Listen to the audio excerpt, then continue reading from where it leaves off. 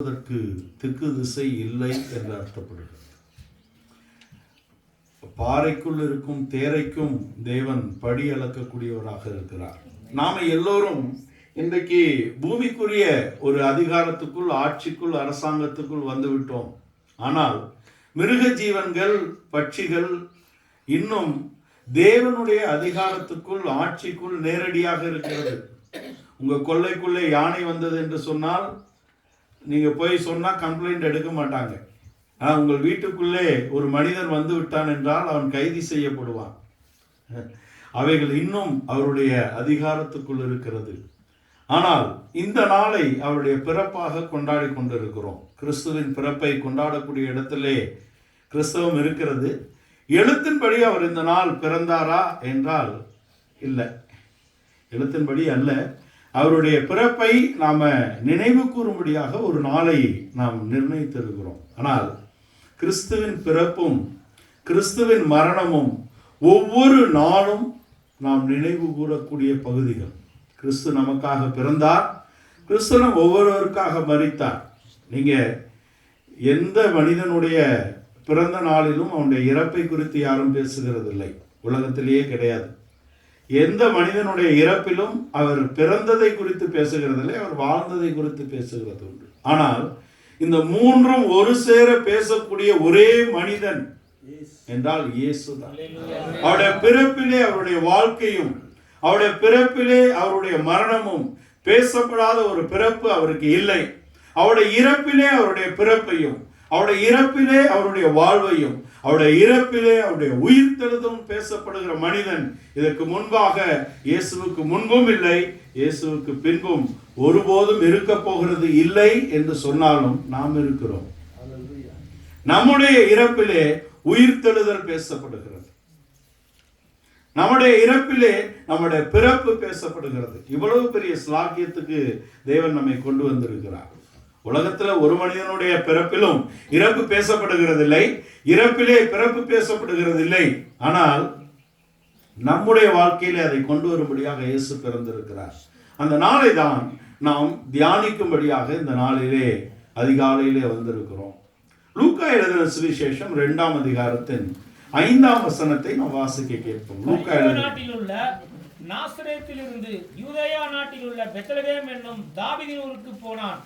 கலிலேயாவின் நாசரேத்திலிருந்து யூதேயாவின் பெத்லகேமுக்கு யோசேப்பு தனக்கு விவாக நிச்சயம் செய்த மனைவியோடு பிரயாணப்பட்டிருக்கிறார் என்ற வசனத்தை நாம் வாசிக்க கேட்டோம்.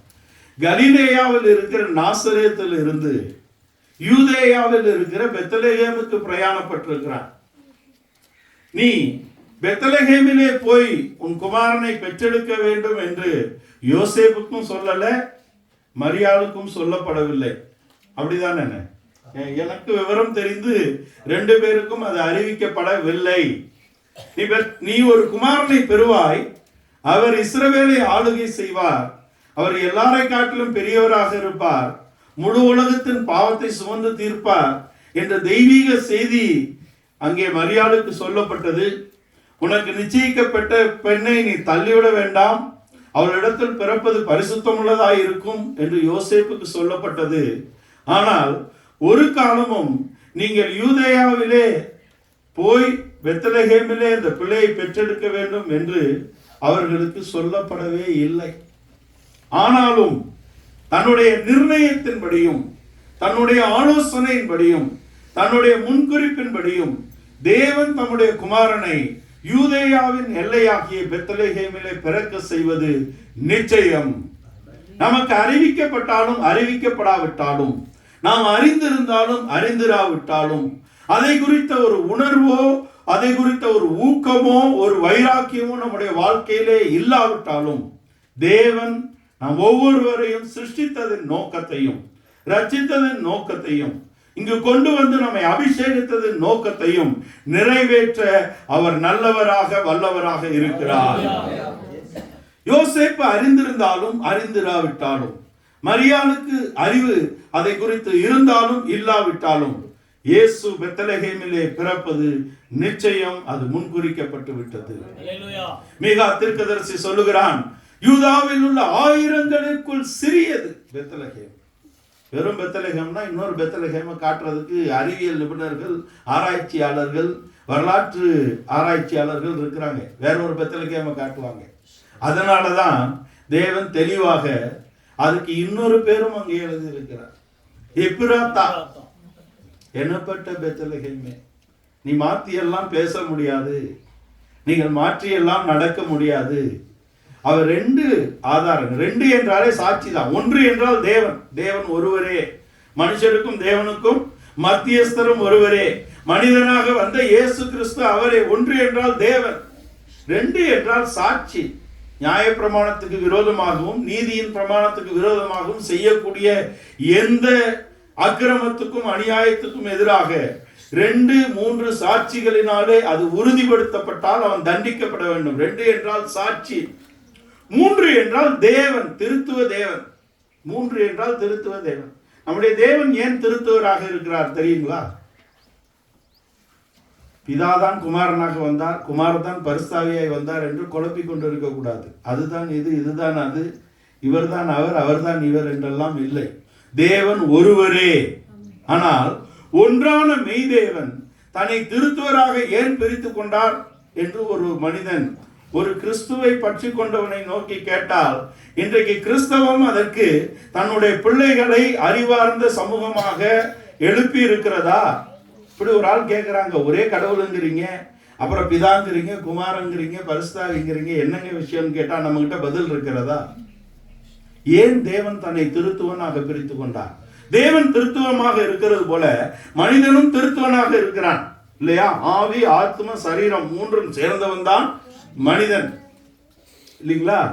நம்மை போல அவர் இருக்கிறார், அவரை போல் நாம் இருக்கிறோம், அவரை போலதான் நாம் சிருஷ்டிக்கப்பட்டிருக்கிறோம். ஆனால் ஏன் அவர் தன்னை மூன்றாக பிரித்து கொண்டார் தெரியுங்களா?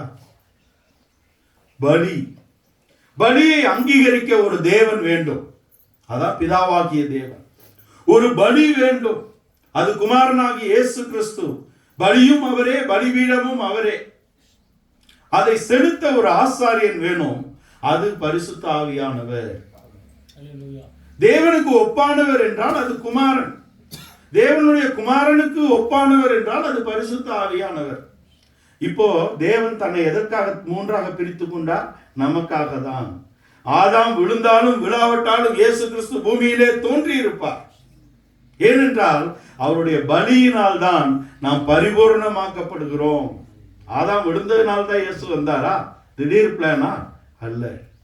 உலக தோற்றத்துக்கு முன்பாகவே அவர் தன்னுடைய மனதிலே தன்னுடைய சித்தத்தை பலியாக்கி விட்டார். அவர் பலியாக்கப்பட்டதினால் தான் மனிதனாக அவர் வெளிப்பட்டிருக்கிறார், மனிதனாக தோன்றி இருக்கிறார். மனிதனாக பிறந்தார் என்று நாம் சொல்லுகிறோம் இல்லையா? தேவன் மனிதனாக வந்தார் என்று சொல்லுகிறார்கள். ஆனால் பவுல் அப்போஸ்தலன் தெளிவாக எழுதுகிறார், காலம் நிறைவேறின போது ஸ்திரீயின் இடத்தில் பிறந்தவரும் நியாய பிரமாணத்துக்கு கீழானவருமாகிய தம்முடைய குமாரனை தேவன் அனுப்பினார், அனுப்பி இருக்கிறார் நமக்காக. அந்த நாளை கொண்டாடும்படியாக நாம் வந்திருக்கிறோம். அவர் பூமியிலே மனிதனாக அவதரிக்கும்படியாக, வெளிப்படும்படியாக அனுப்பப்பட்டிருக்கிறார், நமக்காக அனுப்பப்பட்டிருக்கிறார். எங்கே? பெத்லகேமிலே பிறக்க வேண்டும். தாய்க்கும் தகப்பனுக்கும் தெரியல பெத்லகேமுக்கு கொண்டு போனோம்னு. அதை பத்தி ஒன்றும் கவலை இல்லை, தேவனே கொண்டு போவார். உங்களை தேவன் கொண்டு வர வேண்டும் என்று நினைத்தால், சித்தம் கொண்டால், பூமியிலே அதற்கு விரோதமாக அதை தடை செய்யும்படியாக ஒரு வல்லமையும் இல்லை. இங்கே கூடியிருக்க நம்மை தேவன் முன்குறித்திருக்கிறார். இந்த நாள் நமக்கு தான் வரும் வரைக்கும் புலப்படவில்லையே தவிர, தெரியலையே தவிர, அவருடைய பார்வையிலே நாம் அட்டெண்டன்ஸ் ஆல்ரெடி எடுத்தாச்சு. அவருக்கு தெரியும் யாரை கொண்டு வர வேண்டும், யாரை கொண்டு வராமல் இருக்க வேண்டும் என்பது அவருக்கு தெரியும். நாங்கள் ஒரு நாளும் என்னுடைய வாழ்க்கையிலே நான் ஜனங்களை கொண்டு வரும் என்று ஜெபித்ததில்லை. தேவனால் முன்குறிக்கப்பட்ட ஜனங்களை கொண்டு வருவார். இல்லைன்னா கொண்டு வந்து முட்டி உடைச்சி எடுக்கிறதுக்குள்ள உடைக்கப்படாதபடிக்கு ஒரு வீடும் அழகாக கட்டப்பட முடியாது. இடிக்கப்படாதபடிக்கு ஒரு கோதுமையும் மாவாக முடியாது. மாவாக்கப்பட்டால் தான் அது சுட்டு கொண்டு வர இயலும். அப்போ கொண்டு வந்து இடிக்கிறார்னா சதறத விட்டுருவோமா? விடமாட்டாரு. கோதுமையை இடிக்கும் பொழுது செதறுகிறத விட்டுருவாரா? விடமாட்டோம் இல்லையா? அப்ப யாரை கொண்டு வந்து சேர்க்க வேண்டும் என்று அவர் நிர்ணயித்திருக்கிறார். நம்முடைய வேலை புது வருஷத்துல அந்த நிர்ணயத்துக்கு நாம் ஒப்பு கொடுக்க வேண்டியதுதான். சிம்பிள். இயேசு இந்த நாளிலே பெத்லகேமிலே பிறக்க வேண்டும் என்பதை காட்டிலும் இந்த நாளிலே அவர் நம்மிலே பிறக்க வேண்டும், வெளிப்பட வேண்டும் என்பதுதான் முக்கியம். இதுதான் இவ்வளவு நேரம் காலையிலிருந்து சொல்லப்பட்டது. நம்முடைய வாழ்க்கையிலே கிறிஸ்துவின் பிறப்பு என்பது எவ்வளவு முக்கியம் என்றால், நம்மில் கிறிஸ்து பிறந்திருக்கிறார் என்றால் நாம் கிறிஸ்துவை தரித்து கொண்டிருக்கிறோம் என்று பவுல் கொண்டு வருகிறார். தரித்து கொண்டிருக்கிறோம். நம்மை காண்கிறவர்கள் கிறிஸ்துவை காண வேண்டும். இந்த கிறிஸ்துவின் பிறப்பு பெத்லகேமிலே இருக்க வேண்டும் என்று தாயும் தகப்பனும் அறியவில்லை. ஆனால் அரசாங்கத்திலே உத்தரவு போட்டுட்டாங்க. எங்க போடுறாரு உத்தரவு? அரசாங்கத்திலே. நாங்கள் மாத்திரம் தேவனுடைய ஊழியர்களா? அல்ல. இன்றைக்கு அரசாங்கத்தை நடத்தக்கூடியவர்களும் தேவனுடைய ஊழியக்காரர்கள். அவர்கள் உலகத்திலே தேவனுடைய பணியை செய்யும்படியாக நியமிக்கப்பட்டிருக்கிறார்கள். நாங்கள் அவருடைய ராஜ்யம் என்றென்றைக்கும் நிலைத்திருக்கக்கூடிய இந்த ராஜ்யத்திலே அவருடைய ஊழியத்தை செய்யும்படியாக நியமிக்கப்பட்டிருக்கிறோம். அவ்வளவுதான் வித்தியாசம். ஆனா யாரு வல்லமை நிறைந்தவர்களாக இருக்கிறோம் என்றால் நம்ம தான் வல்லமை மிக்கவர்களாக இருக்கிறோம். தூதர்களை காட்டிலும் இந்த பூமியிலே தம்முடைய குமாரனை வெளிப்பட தேவன் கட்டளையிட்ட போது எபிரேய நிருபக்காரர் 1ஆம் அதிகாரத்தின் 6ஆம் 7ஆம் வசனங்கள்ல எழுதுகிறார், அவரை பூமியிலே அவர் கொடுக்க கட்டளையிட்ட போது சகல சேனையும், தூதர்களுடைய சகல சேனையும் கூடி அவரை வாழ்த்தும்படியாக இறங்கி இருக்கிறது என்று சொல்லிவிட்டு அதன் தொடர்ச்சியாக எழுதுகிறார், அவர் தம்முடைய தூதர்களை காற்றுகளாகவும் தம்முடைய ஊழியர்களை அக்னி ஜுவாலைகளாகவும் வைத்திருக்கிறார். நாம் ஒவ்வொருவருக்கும் ஊழியம் இருக்கிறது. எங்களுக்கு மாத்திரமல்ல, சபையிலே உங்கள் ஒவ்வொருவருக்கும் கிறிஸ்து பிறந்த இந்த நாளிலே ஊழியம் இருக்கிறது இல்லையா? இந்த முற்றத்தை பெருக்குவது ஊழியம் இல்லையா? அவருடைய சபை, தேவனுடைய வீடு, எழுத்தின்படி இங்கே கூடி வருகிறோம். இந்த கட்டடம் ஆலயம் அல்ல, ஆனால் நாம் கூடி வருகிறதுனால இந்த கட்டடம் சிறப்பு பெறுகிறது. நீங்கள் தனித்தனியாக தேவனுடைய ஆலயமாக இருக்கலாம், ஆனால் நீங்கள் தனித்தனியாக கிறிஸ்துவின் மனவாட்டியாக வர முடியாது. நீங்கள் ஒன்றாக இணைந்தால் தான் கிறிஸ்துவின் மனவாட்டி. நீங்கள் ஒன்றாக இணைந்தால் தான் கிறிஸ்துவின் சரீரம். அப்படி ஒரு சரீரத்தை, அப்படி ஒரு மனவாட்டியை பெற்றுக் கொள்ளும்படியாக தான் இயேசு இந்த நாளிலே பிறந்தார். அவர் பெத்லகேமிலே பிறப்பதற்கு அரசு ஆணையிடுகிறது இல்லையா? அப்பாக்கு அம்மாவுக்கு புரியல. அவங்க யூதேயாவுல போறதுக்கு பதிலாக இங்க இருக்கிறாங்க, நாசரேத்துல இருக்கிறாங்க, கலிலேயால இருக்கிறாங்க.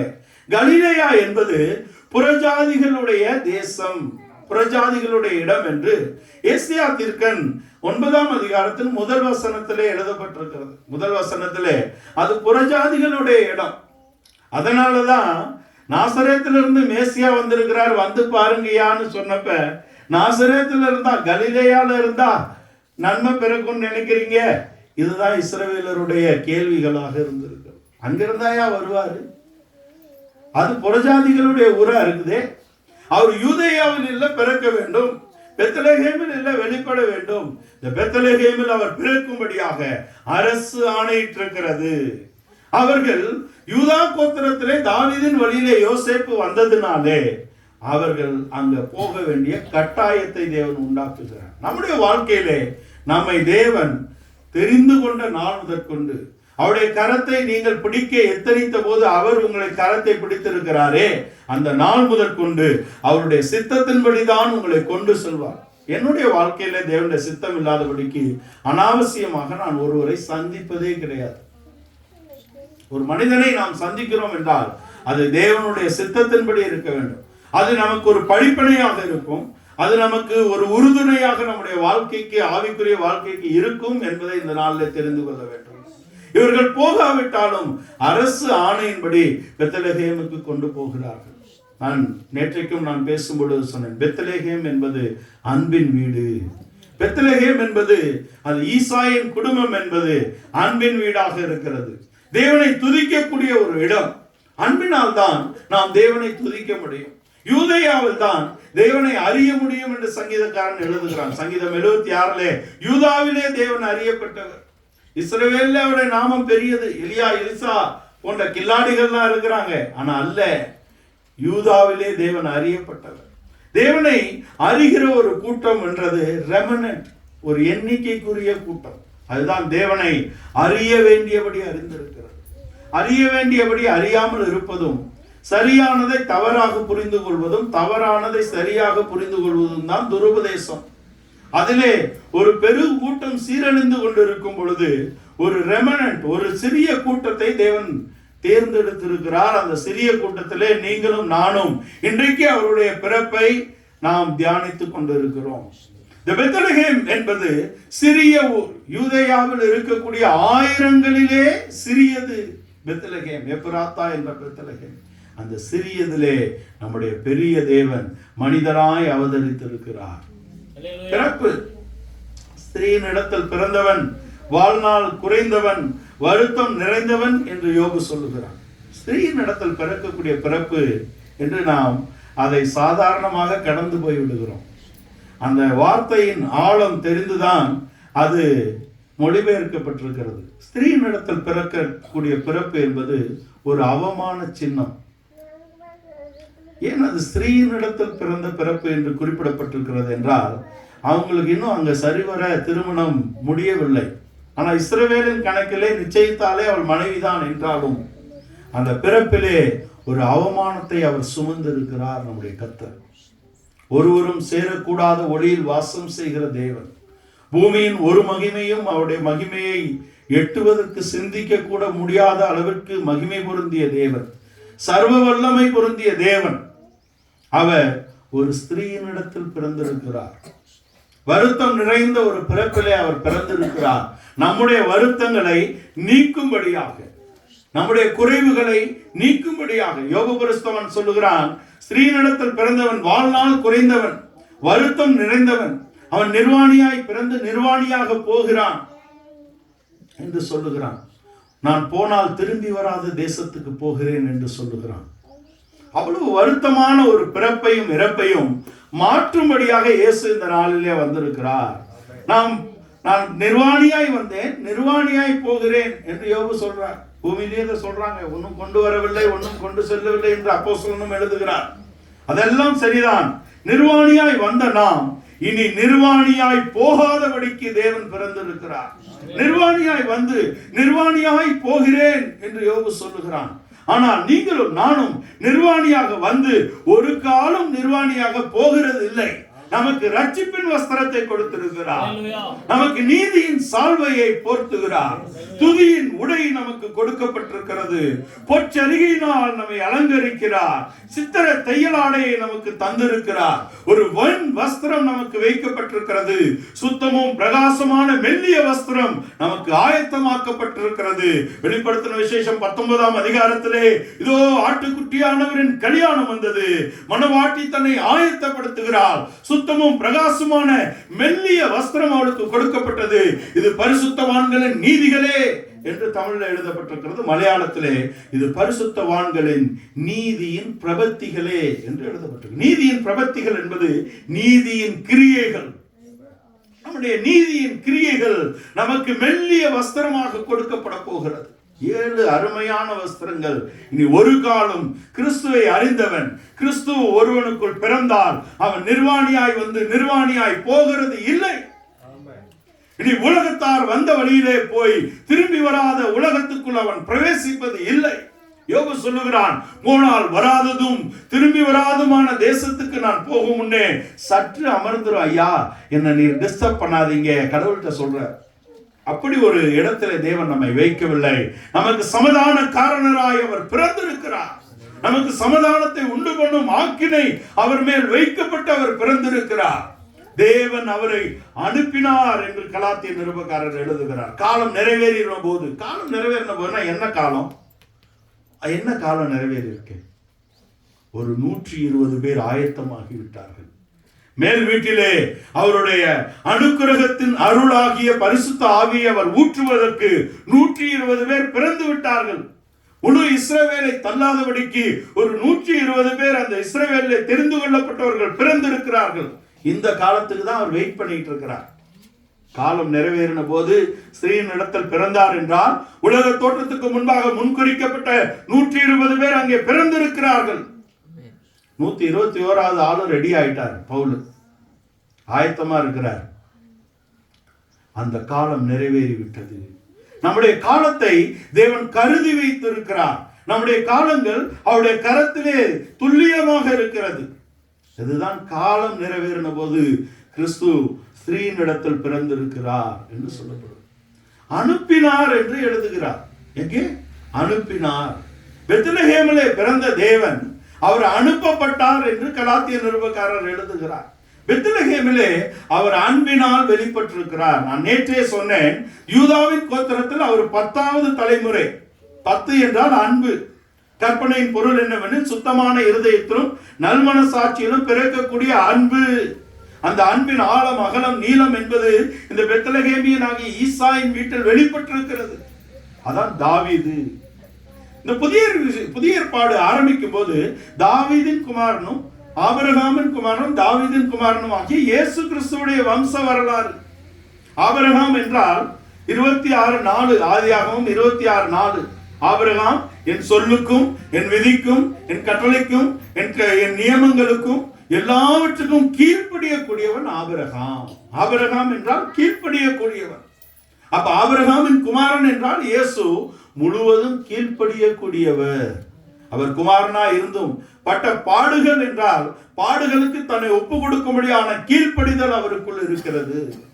தாவீதின் குமாரன் என்றால் தாவீது என்றால் அவன் தாழ்மையுள்ளவன். நேற்றே பார்த்தோம். கீழ்ப்படியக்கூடியவன் தாழ்மையுள்ளவன் என்பவர்கள் தான் இயேசுவுக்கு அட்ரஸ். ஆபிரகாமின் குமாரனும் தாவீதின் குமாரனும் ஆகிய இயேசு கிறிஸ்துவுடைய வம்ச வரலாறு.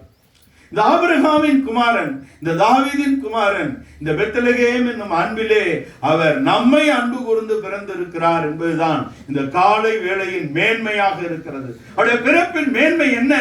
அவ்வளவு பெரிய தேவன், வானம் பூமி கொள்ளாத தேவன், சர்வ வல்லமையுள்ள தேவன். அவர் தன்னுடைய வல்லமைகளை எல்லாம் துறந்து அவர் பிறந்திருக்கிறார். பெத்லகேமிலே அன்பினால் பிறந்திருக்கிறார், அன்பினால் வெளிப்பட்டிருக்கிறார், அன்பினால் தேவன் அவரை தந்தருளி இருக்கிறார் நமக்காக. அவருடைய நிலைமை என்ன? சர்வ வல்லமையுள்ள தேவன் அங்கே துணியில சுத்தி அவர் கிடத்தினார். அப்படின்னா என்ன? அவர் பிறக்கும் போதே தான் சுயமாக கிரியை செய்யாதபடிக்கு அவருடைய கை கால்களை கட்டிதான் அங்கே தாய் கிடத்துகிறார். குளிருக்கு நல்லா சுத்தி பிள்ளையை கிடத்துவாங்க, பார்த்திருக்கீங்களா?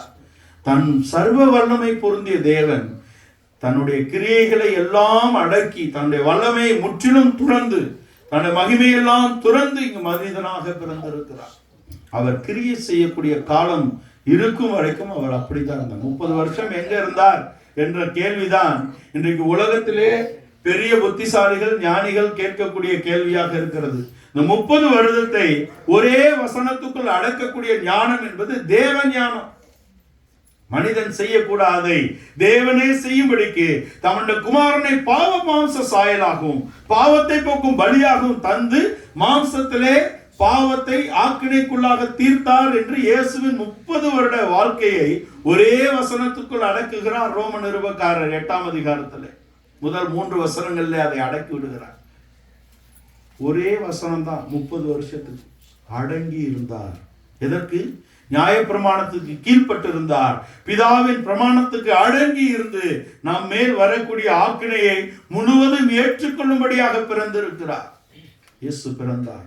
இயேசு பிறந்தார் உள்ளமதில் இதையெங்கும் சாற்றிடுவோம். இயேசு பிறந்தார் உள்ளமதில் அதை எங்கும் சாற்றிடுவோம்.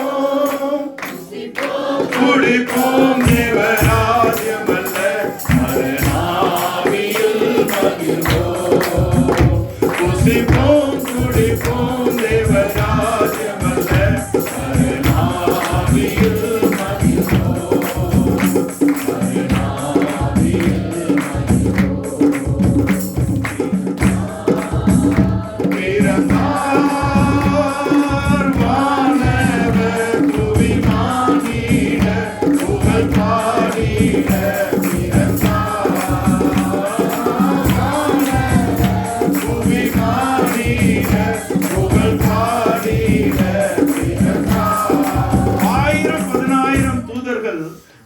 கோடாகோடியான தூதர்கள் பாடி மகிழக்கூடிய இடத்திலே அவர் மனிதன் பாடும்படியாக பிறந்திருக்கிறார். மனிதர்களுடைய துதியிலே தேவன் பிரியப்படுகிறார். மனிதர்கள் துதிக்கும்படியாக அவர் விரும்புகிறார். அவர் தேவ தூதர்களுடைய துதியை காட்டிலும் மனிதனுடைய துதியிலே மகிழ்வதற்கு காரணம் என்ன சொல்லுங்க? தேவதூதர்கள் அவரை பரிசுத்தர் பரிசுத்தர் பரிசுத்தர் என்று நடுங்கி துதிக்கிறார்கள். அவங்க வெறும் வேலைக்காரர்கள். ஆனால் நாம் குமாரர், நாம் குமாரத்திகள், நாம் அன்பினால் நிரம்பி துதிக்கிறோம். இவ்வளவு பெரிய தேவனுக்கு நீங்க என்ன கொடுப்பீங்க? நான் ஒரு வாலிபனிடம் பேசி கொண்டிருந்தேன். நீ தேவனுக்காக என்னப்பா கொடுக்க முடியும்? உயிரே கொடுப்பண்ணே. உயிர் எப்படியா கொடுப்ப? அது உண்டு இல்ல, வேற ஏதாவது சொல்லு. என்ன பண்ண முடியும்? நீங்க என்ன கொடுப்பீங்க தேவனுக்கு? நம்மால் ஒன்றுமே கொடுக்க இயலாது. எதையெல்லாம் நாம் நம்முடையது என்கிறோமோ அவையெல்லாம் நம்முடையதே அல்ல. அது முதல்ல நிதர்சனம், உண்மை. இரண்டாவது, இன்றைய காலை முழித்தால் தான் நம்முடைய நாள் கொடுக்கப்பட்டிருக்கிறது இல்லையா? கொடுக்கப்பட்டிருக்கிறது. இரவு நாம் உறங்கும் போது நம்முடைய ஆவி எங்கிருந்து நமக்கு தெரியுமா? தெரியாதா? தெரிஞ்சிருக்கணுமே நமக்கு. அது தேவனிடத்தில் செல்கிறது. அதனால்தான் நம்ம ஆவி ஆத்ம சரீரத்தை அவரிடத்தில் ஒப்புவித்து தூங்கக்கூடிய ஒரு வழக்கத்தை சொல்லி கொடுத்திருக்கிறார்கள். படுக்கும்போது ஜெபித்து படுக்கிறோம். ஏன்? விடிந்தால்தான் கணக்கு. விழுந்தால்தான், ஆமா உண்மைதானே, விழுந்தால்தான் கணக்கு. அது வரைக்கும் தான் பெயர் சொல்லி அழைக்கப்படுவீர்கள். அதுக்கு பின்பாக அது இது என்றும் பிணம் என்றும் அழைக்கப்படுவோம் இல்லையா? பாடி என்று டீசென்டாகவும் சொல்லிவிடுவார்கள் இல்லையா? அப்படிதானே? அந்த உயிர் உள்ளவரை தான். அந்த உயிர் ஓட்டம் நமக்குள் நிலைத்திருப்பதற்கு அச்சாரம் தேவன், அவருடைய அன்பு, அவருடைய அன்பு. அந்த அன்பினால் அவர் பெத்லகேமிலே பிறந்திருக்கிறார். மாட்டுத் தொழுவம் என்று பாடிவிட்டோம். அது உண்மையில் மாட்டுத் தொழுவம் அல்ல, அது ஒரு பார்க்கிங் ஏரியா. கழுதைகளை கட்டக்கூடிய இடத்திலே அவர் பிறந்தார். அவருக்கு இடமில்லை. நமக்கு சொந்தமானவர்களில் வந்தார். சொந்தமானவர்கள் அவரை ஏற்றுக்கொள்ளவில்லை. பெத்லகேமில் பிறந்த இந்த இயேசுவை ஒரு நாளும் இஸ்ரவேலர்கள் யூதாவிலே பிறந்த பெத்லகேமியனாக அறியவே இல்லை. அதான் அவர்களுக்கு இருக்கக்கூடிய பரிதாபத்தின் நிலைமை. உடனே அங்கிருந்து எகிப்துக்கு கொண்டு போயிட்டாங்க.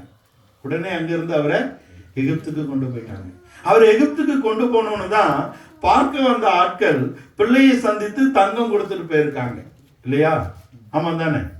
இல்லாட்டி கண்ட்ரி டு கண்ட்ரி போகும்போது கரன்சி பிரச்சனை இருக்கு. அந்த பிரச்சனையெல்லாம் இவங்களுக்கு இல்லை. பிள்ளை வளரும் வரைக்கும் பிள்ளை அங்கே இருக்க தேவன் வேண்டியவைகளை தந்திருக்கிறார். புரியுதுங்களா? பூமியில தேவன் ஒருவருக்கும் பாரமாக இருந்ததில்லை. நாம தான் பூமிக்கு பாரமாக வாழ்ந்த நாட்கள் உண்டு. இன்றைக்கு இல்லை. இன்றைக்கு பிரயோஜனப்படும்படியாக அவருடைய கரத்திலே நம்ம எடுத்திருக்கிறார். அதான் அவருடைய பிறப்பின் சிறப்பு. அவருடைய பிறப்பின் சிறப்பிலே யூதர்கள் அவரை அறிய முடியவில்லை. அவருடைய சொந்தத்திலே வந்தார். சொந்தமானவர்கள் அவரை ஏற்றுக்கொள்ளக்கூடிய இடத்திலே அவர்கள் இல்லை. காரணம் என்ன தெரியுங்களா? மெத்த அறிவுள்ளவர்கள் பூமியில. இன்றைக்கும் உலகத்தின் பொருளாதாரமும் உலகத்தின் சகல ஆளுமையும் யூதர்கள் கையில இருக்கு. இருந்த என்னங்க பிரயோஜனம்? இயேசுவை அறியவில்லையே. நீங்களும் நானும் அறிந்து கொண்ட நம்முடைய நேசரை அவர்கள் அறியாதபடிக்கு தடவி தேடிக்கொண்டிருக்கிறார்கள். வெஸ்டர்ன் வால், அழுகையின் சுவர், இன்றைக்கும் யூதர்கள் முட்டி முட்டி அழுகிறார்கள். வெயில் உச்சகட்டத்துக்கு போனாலும் அவன் அதை பத்தி கவலைப்பட மாட்டான். தளித்த மேல போட்டு கையில தோராவை எடுத்து ஆடி ஆடி வாசிக்கிட்டே இருப்பான். நீங்கள் யோசித்து பாருங்கள்.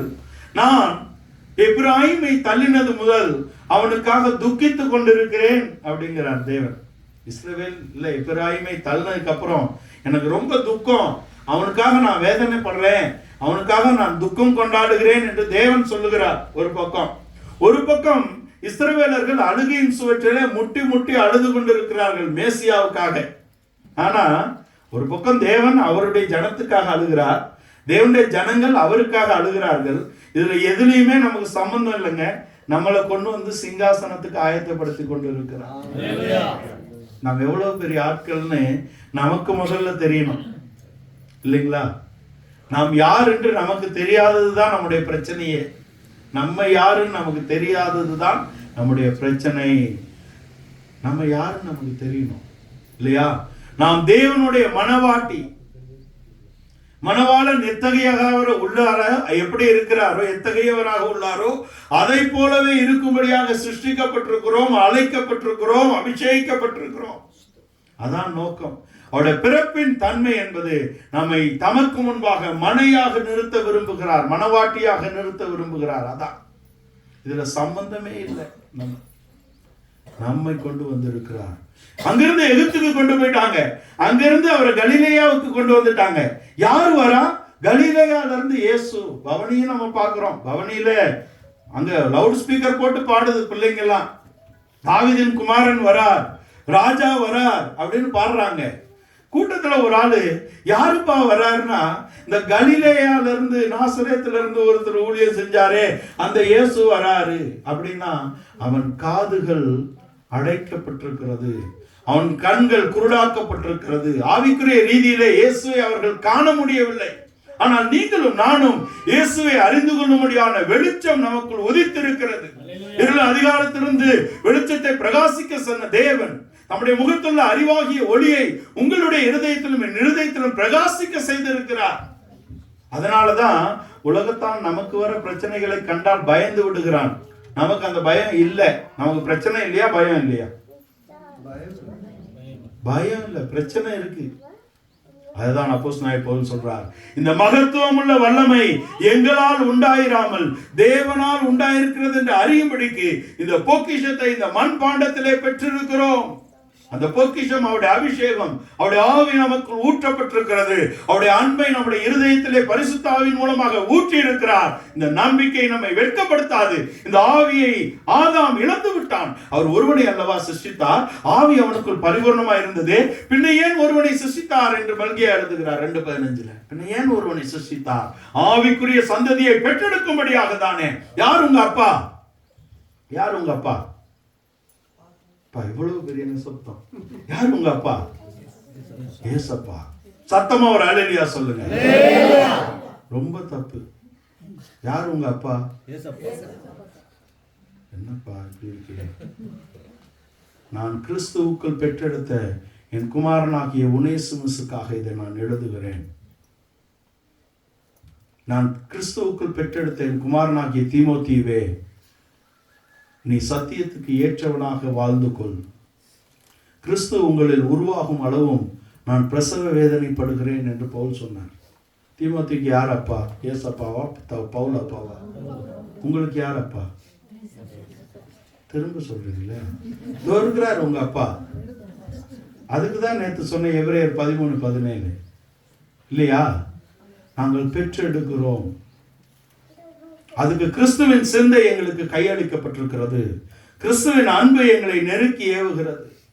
அதனால்தான் பவுல் சொல்றாரு, இந்த வல்லமை எங்களுக்குள் தரிப்பிக்கப்பட்டது போல உங்களுக்குள் தரிப்பிக்கப்படும்படியாக நாங்கள் கிறிஸ்துவுக்குள் பிரசவ வேதனைப்பட்டு கொண்டிருக்கிறோம். உங்களை கிறிஸ்துவுக்குள் பெற்றெடுக்கும்படியாக, உங்களை கிறிஸ்துவுக்குள் தேறினவர்களாக நிறுத்தும்படியான உத்தியோகம் கொடுக்கப்பட்டிருக்கிறது. இந்த பொக்கிஷத்தை இந்த மண் பாண்டத்திலே பெற்றிருக்கிறோம். எப்பக்கத்திலும் நெருக்கினாலும் ஒடுங்கி போக மாட்டோம். சோதிக்கப்பட்டாலும் கலக்கமடைய மாட்டோம், கைவிடப்பட மாட்டோம், கீழே தள்ளினாலும் சாக மாட்டோம். கிறிஸ்துவின் ஜீவன், கிறிஸ்துவின் மரணம், இவைகளை நாங்கள் சுமந்து திரிகிறோம். இதை நீங்களும் நானும் சுமந்து தெரியும்படியாக கிறிஸ்து வெளிப்பட்டிருக்கிறார். ஜீவன் பூமியிலே வெளிப்பட்ட நாள் அந்த ஜீவன் நமக்காக பரிபூர்ணப்படும்படியாக அவர் வந்தார். பூமியில இயேசு பிறந்ததற்கு நாம் ஜீவனோடு இருக்கிறோம். அந்த ஜீவன் பரிபூர்ணப்படும்படியாக அவர் விரும்புகிறார். நாம் ஜீவனை உடையவர்கள் என்றாலும் ஆதாம் நித்திய ஜீவனை இழந்ததினாலே அந்த நித்திய ஜீவனை நமக்கு கொடுக்கும்படியாக அவர் பிறந்திருக்கிறார். பெத்லகேமில் அவர் பிறந்ததின் நோக்கம் என்ன? அந்த சிறிய ஊரில் அவர் பிறந்தது நோக்கம் என்ன? நம்மை பெரியவர்களாக மாற்றும்படியாக, நம்மை புதிதான நித்திய ஜீவன் உள்ளவர்களாக மாற்றும்படியாக, நம்முடைய ஜீவன் பரிபூர்ணப்படும்படியாக அவர் வெளிப்பட்டிருக்கிறார். அதுதான் விஷயம். அவரை எங்கெங்கோ தேடிக்கொண்டிருக்கிறது அவருடைய ஜனம். ஆனால் நமக்கு அவர் பிரத்யட்சமாக இருக்கிறார். யூதா கோத்திரத்தில் நம்முடைய தேவன் பிறந்தார் என்பது நமக்கு பிரத்யட்சமாக இருக்கிறது. யூதர்களுக்கு அது மறைபொருளாகிவிட்டது. எவ்வளவு பரிதாபம் பாருங்களேன். யாருக்காக அவர் வந்தாரோ அவர்கள் அவரை அறிந்து கொள்ள முடியவில்லை. சம்பந்தமே இல்லாத நம்மை கொண்டு வந்திருக்கிறார். ஏனென்றால் நாம் முன்குறிக்கப்பட்டவர்களாக இருக்கிறோம். நீங்க சும்மா பிறந்தரல, இந்த ஊர்ல ஏதோ வந்தோம் பிறந்தோம் என்று இல்லை. உங்களை குறித்த ஒரு நித்திய நோக்கம் இருக்கிறது. நீங்கள் ஒவ்வொருவரும் தேவனால் சிருஷ்டிக்கப்பட்டவர்கள். உலக தோற்றத்துக்கு முன்பாக அன்பினால் உங்களை சிருஷ்டித்திருக்கிறார். அன்பில் பரிசுத்தம். பரிசுத்தத்தை நீங்களோ நானோ முயற்சினால் அடைந்து விட முடியாது. அவருடைய அன்பினால் நாம் பரிசுத்தமாக்கப்படுகிறோம். அவருடைய அன்பினால் இந்த அன்பிலே நாம் உறுதியாக்கப்படுகிறோம். அதுதான் விஷயம். அதுதான் ஆபிரகாமின் குமாரன் தாவீதின் குமாரன். ஆபிரகாமின் குமாரனாகிய ஈசாக்கை நாம் அறிந்திருக்கிறோம். ஈசாக்கு பலியாக்கப்பட்டார் இல்லையா? ஈசாக்கு கிறிஸ்துவுக்கு முன்னடையாளமாக பலியாக்கப்படுகிறார்.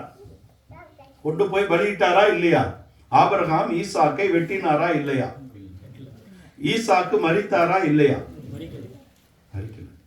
ஆனால் என்னுடைய பார்வையை நான் உங்களுக்கு சொல்ல விரும்புகிறேன். ஈசாக்கு சரி நிகராக கிறிஸ்துவின் முன்னடையாளம். ஈசாக்கு அன்றைக்கு ஆபிரகாமுக்கு மரித்து விட்டான். எங்க மரித்தான் தெரியுங்களா? கூடாரத்திலிருந்து புறப்படும் போதே ஆபிரகாமுடைய மனதிலே அவனுடைய குமாரனாகிய ஈசாக்கு பலியாக்கப்பட்டு விட்டான். 3ஆம் நாள் அவனை உயிரோடு பெற்றுக் கொள்ளுகிறான். அவனை பலியாக செலுத்தி பாவனையாக பெற்றுக் கொண்டான் என்று எபிரேய நிருபக்காரர் எழுதுகிறார். புறப்புற அன்னைக்கே முடிவு, இவனோட நான் திரும்ப மாட்டேன். நீங்க அந்த வசனத்தை சமயம் எடுத்து இருந்தால் நீங்க வாசித்து பாருங்கள். நானும் குமாரனும் மேல போய் பலி செலுத்தி திரும்பி வருகிறோம் என்று சொன்னான். ஆனா அதுக்கு பின்ன நீங்க வாசிச்சு பாருங்க, எந்த பகுதியிலும் அவன் ஈசாக்கோடு வந்ததாக குறிப்பிடப்பட்டே இருக்காது. எங்கேயாவது இருக்கா? இருந்தா அந்த ISBN நம்பர் அனுப்புங்க, அந்த பைபிளை நம்ம வாங்கிடுவோம். என்ன வாங்கிடுவோம். எங்கும் அவன் ஈசாக்கோடு திரும்பியதாக இல்லை. அவனுடைய மனதிலே தன் குமாரனை பலியாக்கி விட்டான். பிதாவாகிய தேவன் இன்னைக்கு கடவுள்கிட்ட எல்லாம் கேட்கும்படியாக வருகிறோம். அது வேணும் இது வேணும் அப்படின்னு கேட்கிறாங்க. கிறிஸ்தவத்துல அதை பழக்கியும் கொடுத்திருக்காங்க. என்னுடைய பார்வையிலே இந்த கிறிஸ்துமஸ் திருநாளை கொண்டாடுகிறார்கள், கிறிஸ்துவின் பிறப்பை கொண்டாடுகிறார்கள். இந்த நாளிலே தேவனுடைய சமூகத்தில் வந்து என்ன வேணுமோ கேட்கிறோம். ஆனால் உண்மையில் தேவன் வெறுமையாக்கி இருக்கிறார். இந்த நாள் தன்னுடைய ஒரே பேரான குமாரனை தமக்கென்று அவர் வைத்துக் கொள்ளவில்லை, நமக்காக அவர் தந்தருளி விட்டார். அவருக்கு இருந்ததெல்லாம் அந்த ஒரே குமாரன் தான். அவர் குமாரனை கொண்டும் குமாரனுக்கென்றும் சகலத்தையும் சிருஷ்டித்தவர். அப்போ அவருக்கு சர்வம்ங்கிறது எது? குமாரன் தான். அந்த குமாரனை நமக்காக தந்து தம்மை வெறுமையாக்கி விட்டார். குமாரன் பூமியில பிறந்திருக்கிறார். குமாரனுக்கு என்று ஒன்றும் இல்லை. அவருக்கு இருப்பது அவருடைய ஜீவன் மாத்திரமே. அவர் தம்முடைய ஜீவனை நமக்காக தந்து விட்டார். அதனால்தான் குமாரன் தைரியமாக சொல்றார், என் ஜீவனை ஒருவனும் எடுக்க முடியாது. நானே என் ஜீவனை கொடுப்பதினாலும் நானே அதை எடுப்பதினாலும் பிதா என் மேல் பிரியமாக அன்பாக இருக்கிறார். பிதா தன்னுடைய ஒரே பேரான குமாரனை உங்களுக்கு இன்னைக்கு கொடுத்துட்டாரு. குமாரன் தன்னுடைய ஜீவனை முழுவதும் உங்களுக்கு கொடுத்துட்டாரு. அப்ப நம்ம என்ன தர முடியும் அவருக்கு? இதான் கேள்வி. திரும்ப பழைய கேள்வி திரும்பி வந்தாச்சு. இரத்த சாட்சிகள் நான் குறைவாக ஒரு நாளும் பேசுகிறதில்லை. இரத்த சாட்சிகள் ஒவ்வொருவரும் விதைக்கப்பட்ட விதைகள். கோதுமை மணியானது மண்ணில் விழுந்து சாகாவிட்டால், கிறிஸ்துவாகிய முதல் கோதுமை மணி மண்ணில் விழுந்து செத்ததினாலே இந்த கூட்டம் இவ்வளவு வலுவான ஒரு கூட்டமாக பெருகி கொண்டே இருக்கிறது இல்லையா? ஆனால் இரத்த சாட்சிகளை காட்டிலும் தேவன் விரும்புகிறது எது தெரியுமா? சாட்சிகள். ஆனால் மூல பாஷையில் இரத்த சாட்சிகள் என்று தான் எழுதப்பட்டிருக்கிறது. நாம் இரத்த சாட்சிகள் என்பது ஒரு நாளில் சாவதற்காக அல்ல. பவுல் அப்போஸ்தலன் தெளிவாக எழுதுகிறார், நான் அனுதினமும் சாகிறேன். நான் அனுதினமும் சாகிறேன் என்பது ஒவ்வொரு நாளும் நாம் சாகக்கூடிய வாழ்க்கை. ஒவ்வொரு நாளும் நாம் சாவது என்பது நாம் புறம்பான மனிதனை அழிப்பது, நம்முடைய ஜென்ம மனிதனை அழிப்பது, நம்முடைய மாம்சீக மனிதனை அழிப்பது. அதுதான் அவர் சொல்லுகிறார், நான் அல்ல கிறிஸ்துவே என்னில் ஜீவித்திருக்கிறார். அப்ப இரத்த சாட்சியாய் மரிப்பது சுலபமா? இரத்த சாட்சியாக வாழ்வது சுலபமா?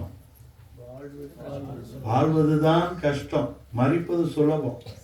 ஒரே நாள்ல ஒண்ணும் இல்ல, வெளியில இறங்கி அவனுக்கு எது முக்கியமோ அதை நீங்கள் தாறுமாறாக பேசினால் ஒரே அடி கொண்டு விடுவான் இல்லையா? ரொம்ப கஷ்டமா இல்ல. அது நம்முடைய பார்வைக்கு கஷ்டம் போல தெரிகிறது. அது அல்ல. மிகவும் கடினமான சவாலான ஒன்று என்பது கிறிஸ்துவுக்காக வாழுவது. ஆபேலுடைய மரணத்தை காட்டிலும் அவன் ஒவ்வொரு நாளும் பலி செலுத்துவான் என்பதிலே தேவன் பிரியமாக இருந்தார்.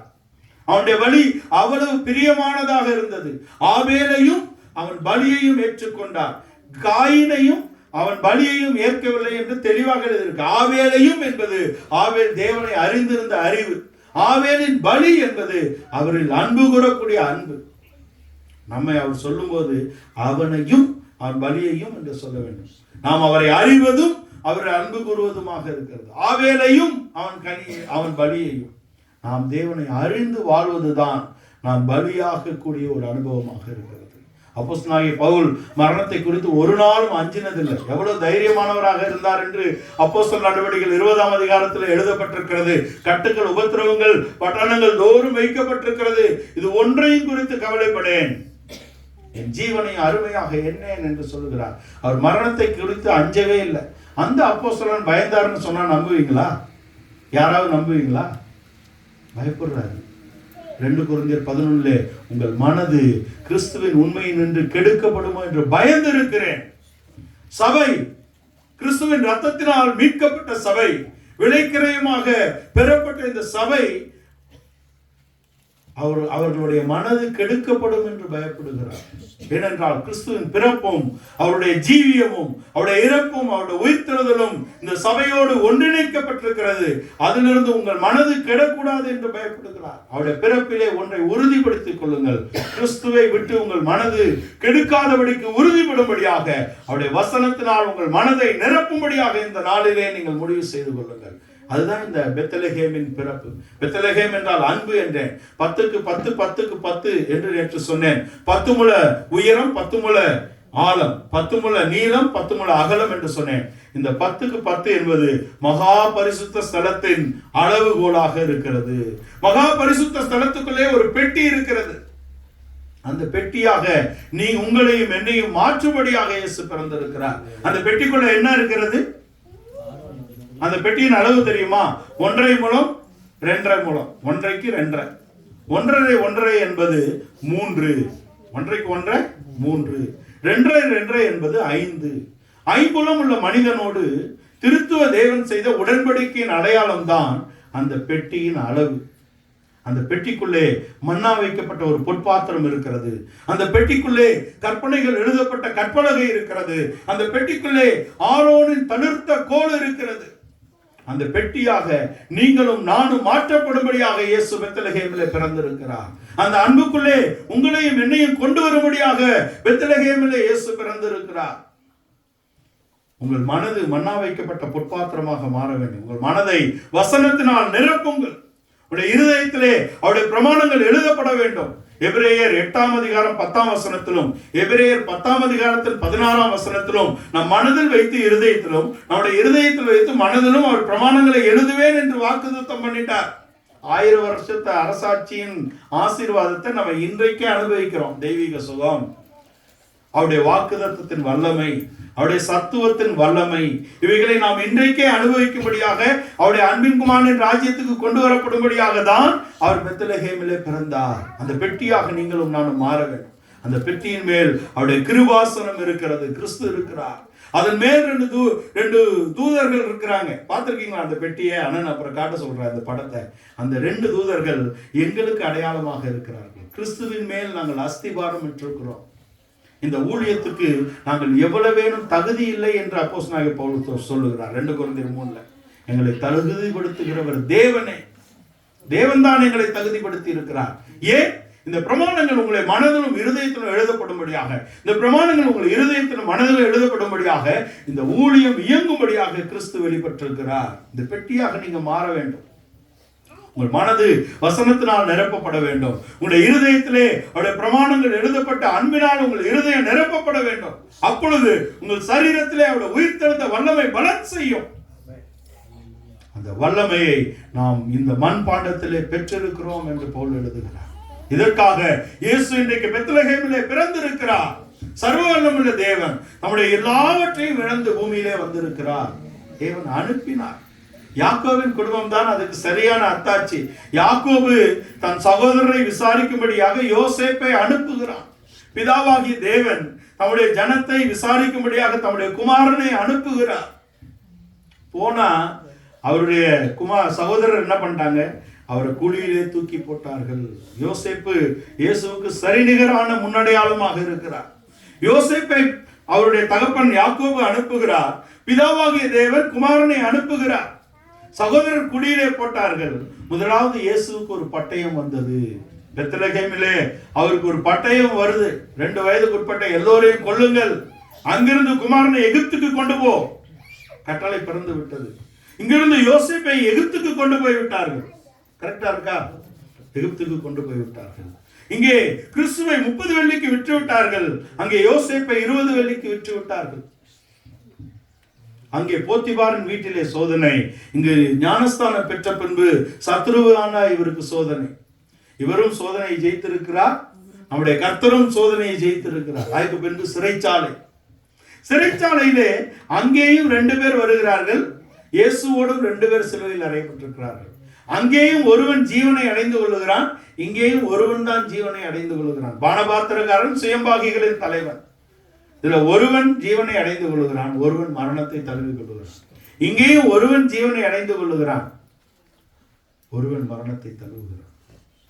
இந்த திருடன் ஜீவனை அடைந்து கொண்டதுக்கு அவனுக்கு இருந்த சிலாக்கியம் என்னன்னு நினைக்கிறீங்க? அன்பா அறிவா? அறிவுதான். நீர் தேவன் என்றும் அவர் ஒன்றும் செய்யல, நாம் தக்கபடி தண்டிக்கப்படுகிறோம், அவரோ தகாதது ஒன்றும் செய்யவில்லை. அவருக்கு ஒரு ராஜ்யம் இருக்கிறது, அவரால் மன்னிக்க முடியும், அவரால் நம்மை விமோச்சனப்படுத்த முடியும் என்ற அறிவு அவனுக்கு இருந்தது. ஆனால் அன்பில் தான் ரட்சிக்கப்பட்டிருக்கிறான். மன்னியுனரே, அதுதான் அவனை கவர்ந்தது. அவருடைய அன்பு, அவனுடைய அறிவு. இவ்வளவு நாள் இயேசுவை பார்த்திருப்பானே, அங்கதானே சுத்தி திரிகிறார், கேள்விப்படாம இருந்திருப்பானா? அறிந்தும் கடைசி வரையும் அவன் திருடி கொண்டுதான் இருந்திருக்கிறான், தண்டனைக்கு வந்திருக்கிறான். ஆனால் இவர்களை மன்னியுனார் இல்லையா, அந்த அன்பின் வார்த்தைகள் அவனை கவர்ந்தது. இவ்வளவு வேதனையில மன்னிங்கிறாரே, மெய்யாகவே இவர் தேவன் தான், மெய்யாகவே இவர் மன்னிக்க முடியும், மெய்யாகவே இவருக்கு ஒரு ராஜ்யம் இருக்கிறது, மெய்யாகவே இவர் அன்பில் கூறக்கூடிய தேவன் என்ற அறிவை அவன் பெற்றுக் கொள்ளுகிறான். அன்பிலே அறிவு. அதனாலதான் பவுல் தெளிவா இருக்கிறாரு, உங்கள் அன்பானது சகலவித அறிவிலும் உணர்விலும் இன்னும் அதிக அதிகம், உங்கள் அன்பானது எல்லா அறிவிலும் உணர்விலும் இன்னும் அதிக அதிகமாய் பெருகவும். உங்கள் அன்பு அறிவிலே பெருக வேண்டும், உணர்விலே பெருக வேண்டும். அதுக்கு அஸ்திபாரமாக அன்பு இருக்க வேண்டும். தேவன் அனுப்பினார். சிறைச்சாலையிலிருந்து அவர் உயர்த்தப்படுகிறார், சிலுவையிலிருந்து இவர் உயர்த்தப்படுகிறார். அதுதான் அங்கே பிலிப்பியர் நிருபக்காரர் 2ஆம் அதிகாரத்தில் எழுதுகிறார். அவர் கீழ்ப்படிந்து, அதாவது சிலுவையின் மரண பரியந்தம் கீழ்ப்படிந்ததினாலே எல்லா நாமத்துக்கும் மேலாக அவருடைய நாமம் உயர்த்தப்படுகிறது. யோசேப்பு எகிப்திலே எல்லாவற்றுக்கும் மேலாக உயர்த்தப்பட்டான். எகிப்திலே பார்வோனுக்கு தகப்பனாக்கப்படுகிறான். இவர் சர்வபூமிக்கும் தகப்பனாக்கப்படுகிறார். அதான் விஷயம். அவன் பார்வோனின் வீட்டுக்கு மேலாக உயர்த்தப்படுகிறான். சங்கீதக்காரன் அதை அருமையாக எழுதியிருப்பார். 105 என்று நினைக்கிறேன். அவன் ஒரு வாலிபன் விற்கப்பட்டான். அவனுடைய ஜீவன் இரும்பு கூட்டுக்குள் அடைப்பட்டு இருந்தது, சங்கிலிகளால் அவன் கட்டப்பட்டிருந்தான். ஆனால் கர்த்தருடைய வசனம் அவனை புடமிட்டது. ராஜா ஆள் அனுப்பி அவனை விடுதலை ஆக்கினான். யாரையும் கட்டவும் விடுவிக்கவும் அவனுக்கு அதிகாரம் கொடுக்கப்பட்டது. எகிப்திலே யோசேப்பின் சொல் இல்லாதபடிக்கு ஒருவனும் கையும் காலும் கூட ஆட்ட முடியாது. அவன் உயர்த்தப்படுகிறான். உயர்த்தப்படுவதற்கு முன்பாக ஒன்று நடக்கிறது. என்ன சொல்லுங்க? திருமணம் நடக்குதா இல்லையா? யோசேப் உயர்த்தப்படுவதற்கு முன்பாக அஸ்னாத்தை அவனுக்கு மனைவியாக்குகிறார்கள். ஓன் பட்டணத்து ஆசாரியனுடைய மகள்.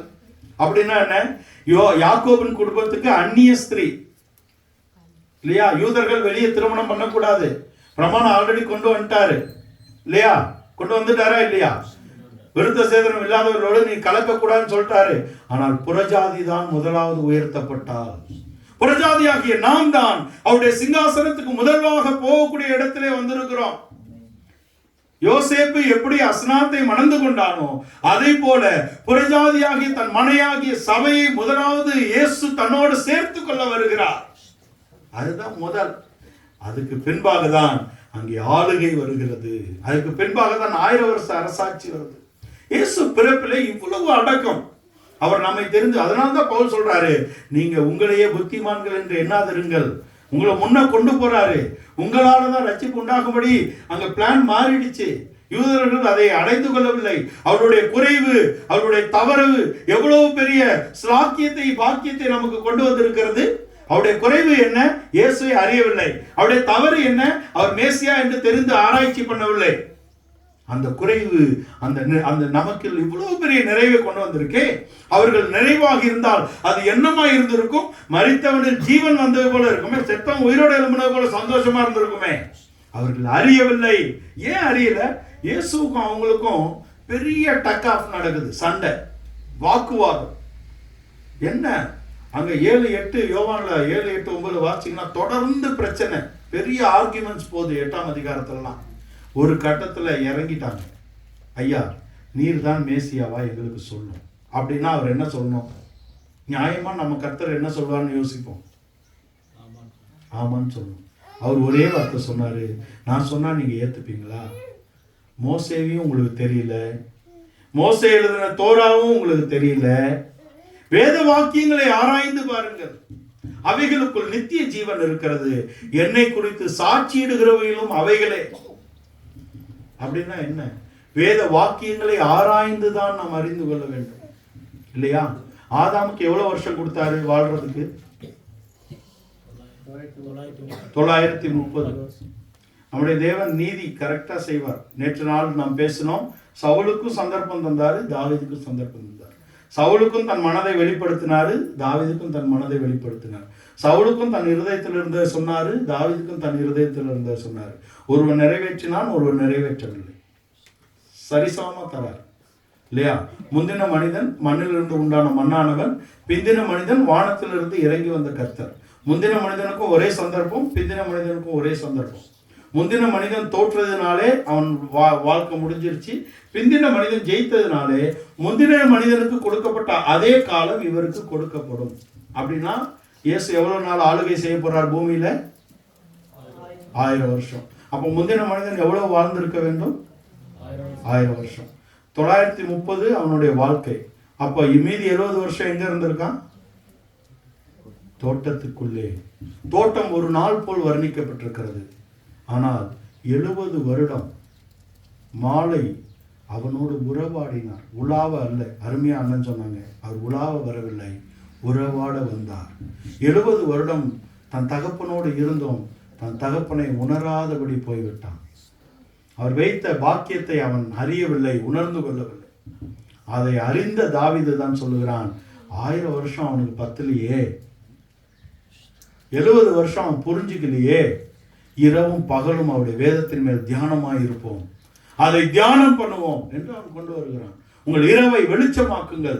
இரவும் பகலும் வேதத்தின் மேல் தியானமாய் இருக்கிற மனுஷன் பாக்கியவான். ஏன் பகலும் இரவும் என்று எழுதப்படவில்லை? ஏன் இரவும் பகலும் என்று எழுதப்படுகிறது? நமக்கு ஒரு நாள் காலையில தொடங்கி நைட்டு முடியுது, இல்லையா? நான் தேவனுடைய பார்வையிலே ஒரு நாள் மாலையில் தொடங்கி அடுத்த நாள் முடிகிறது. அதனால்தான் சாயங்காலமும் விடியற்காலமுமாகி முதல் நாள், சாயங்காலமும் விடியற்காலமாகி 2ஆம் நாள்.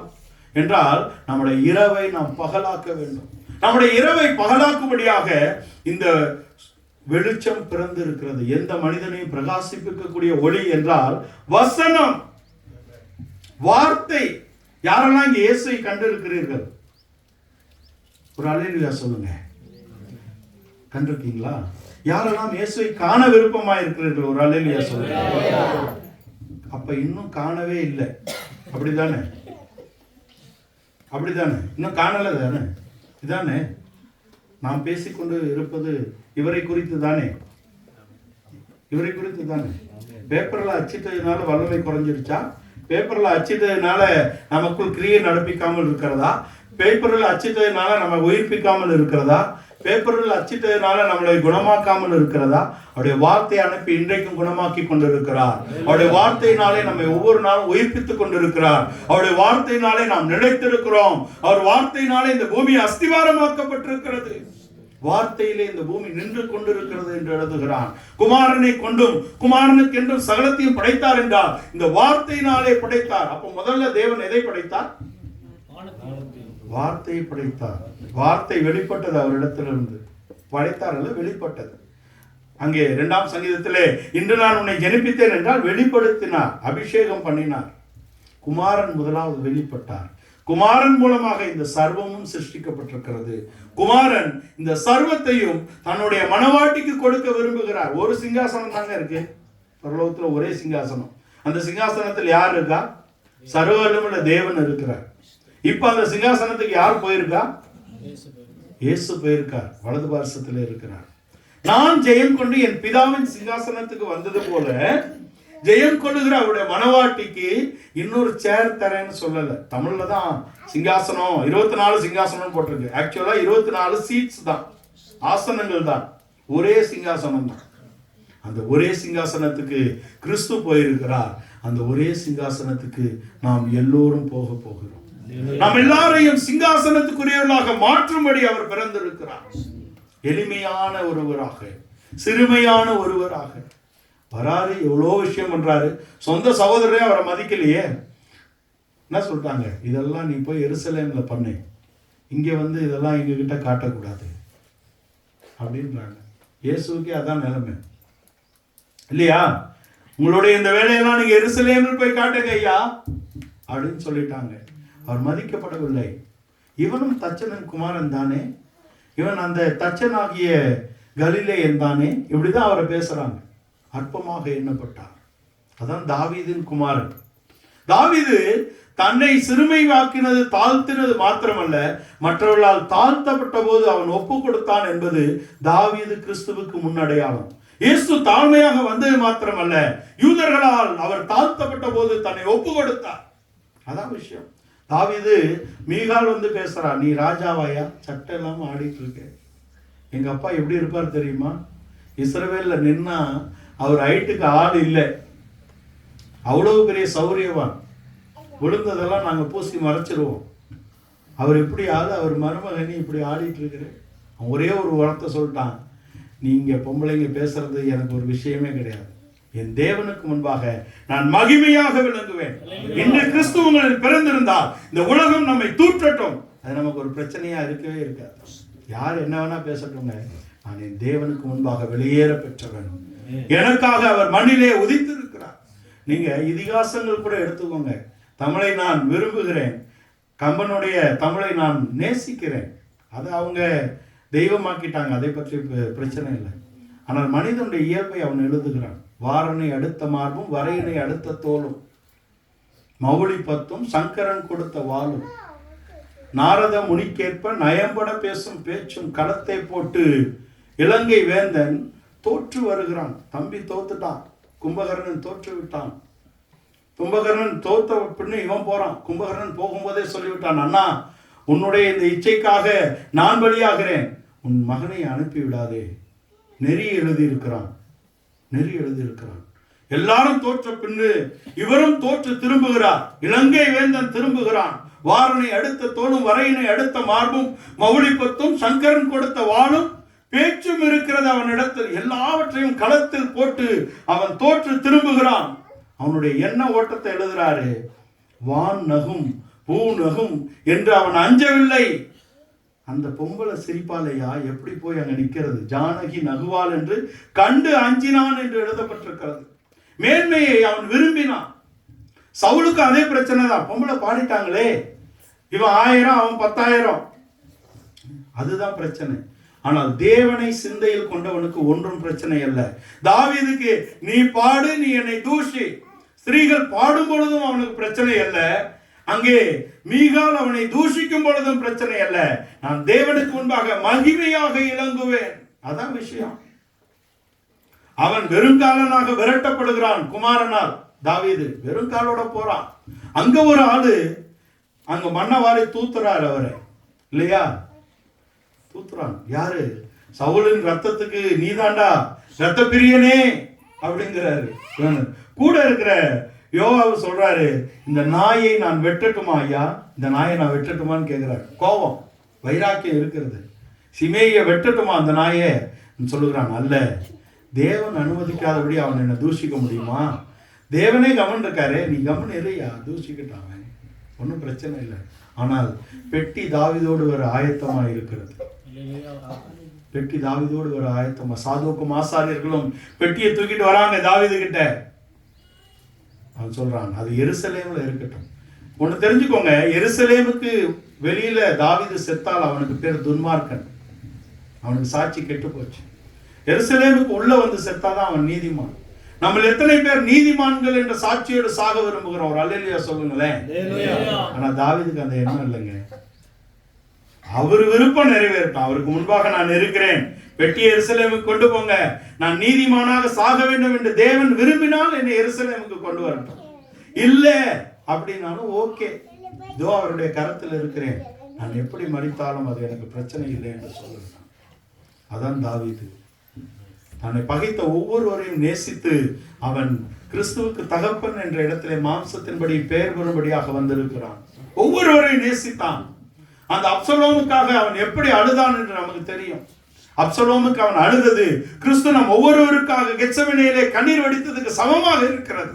அப்சலோமே என் குமாரனே, அப்சலோமே என் குமாரனே, அப்சலோமே என் குமாரனே, உனக்கு பதிலாக நான் மரித்தால் நலமாயிருக்கும் என்று அழுகிறான். அது நம்முடைய நேசர் நம்மேல் வைத்த அன்பின் பிரதிபலிப்பு. அப்சலோமுக்காக அவன் கண்ணீர் வடித்தான். அவனுக்கு பதிலாக நான் மரித்திருக்கலாம் என்று நினைத்தான். அதுதான் ஆபிரகாமின் குமாரன், தாவீதின் குமாரன் என்ற இடத்திலே இயேசு பிறந்திருக்கிறார். அந்த சிங்காசனத்தை நிலைநிறுத்தும்படியாக விரும்புகிறார். ஆதியாகமம் 18 நான் ஆபிரகாமுக்கு ஒன்றையும் மறைக்க மாட்டேன் என்று சொன்னவர் சங்கீதத்திலே அவர் சொல்லுகிறார், தாவீதின் சிங்காசனம் என்றென்னைக்கும் நிலைத்திருக்கும். சூரியன் இருக்கும் வரைக்கும், சந்திரன் இருக்கும் வரைக்கும் அது நிலைத்திருக்கும். அவனுக்கு நான் பொய் சொல்லேன். தாவீதையும் ஆபிரகாமையும் எடுத்துட்டா பைபிளே அங்க ஒண்ணு இல்லைன்னு ஆயிடும். ஆபிரகாம் பேர்ல தான் முழு பரலோகம் பட்டா போட்டிருக்குது, தெரியுமா உங்களுக்கு? கலாத்தியர் 3ஆம் அதிகாரத்திலே நீங்கள் கிறிஸ்துவுடையவர்கள் என்றால் ஆபிரகாமின் சந்ததியாராயும் வாக்கு தத்தத்தின்படி சுதந்திரராய் வருவீர்கள். நீங்கள் சுதந்திரத்தை பெற்றுக் கொள்ளும்படியாக, நீங்கள் சிங்காசனத்தை பெற்றுக் கொள்ளும்படியாக கிறிஸ்து இன்றைக்கு பிறந்திருக்கிறார். டைம் ஆயிடுச்சா தெரியல எனக்கு, 1 மணி நேரம் ஆயிடுச்சு. இன்றைக்கு கிறிஸ்துவின் பிறப்பு என்பது பெத்லகேமிலே அவர் சிறியவராக எளியவராக பிறந்தது நம்மில் அன்பு கூர்ந்து தேவன் நமக்கு அனுப்பினது.